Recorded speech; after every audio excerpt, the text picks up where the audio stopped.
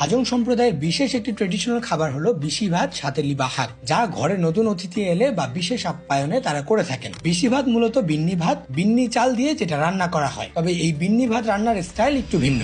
এটা বানানো হয় 2 লেয়ারের পাতিল দিয়ে, আর 2 পাতিলের মাঝে দেওয়া হয় কলা গাছের খোলস। 2 পাতিলের মাঝখানে এরকম কলা গাছের খোলস দেওয়া হয় যেন বাষ্প বাইরে না যেতে পারে এবং সরাসরি এখান থেকে যেন এই জায়গাটাতে চলে আসে। নিচের লেয়ারে পাতিলে থাকে গরম পানি, আর উপরের লেয়ারে ছিদ্র করা পাতিলে থাকে ভালো মতো ধুয়ে নেওয়া বিন্নি চাল বা বিশি চাল। চালের সাথে অ্যাড করা হয় না কোনো প্রকার পানি। এরপর সেই পাতিলে জাল চলতে থাকে দীর্ঘ সময় ধরে। ওনাদের ভাষায় যদি আমি একটু ভেঙে বলি, ওনারা চুলাকে বলে থাকেন চুখা। এই যে পানি যেটা গরম হচ্ছে বা বাষ্পীভূত হচ্ছে, এটাকে তারা বলে থাকে পুনি।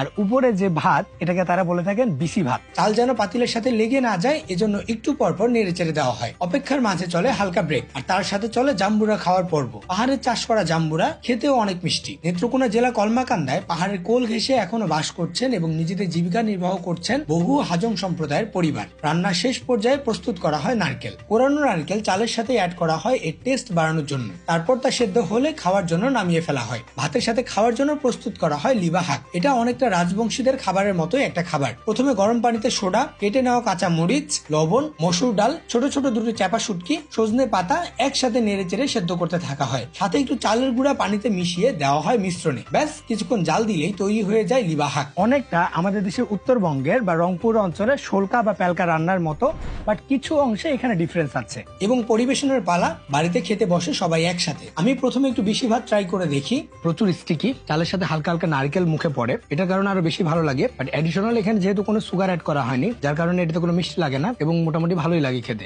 এবার লিবা শাকের সাথে বেশি ভাত অ্যাড করে ট্রাই করি। সত্যি বলতে এটা ইটস রিয়েলি গুড। প্রথমবারের মতো এমন খাবার আমার কাছে সত্যি ভালো লেগেছে, আর ভালো লেগেছে তাদের পুরো আতিথেয়তা।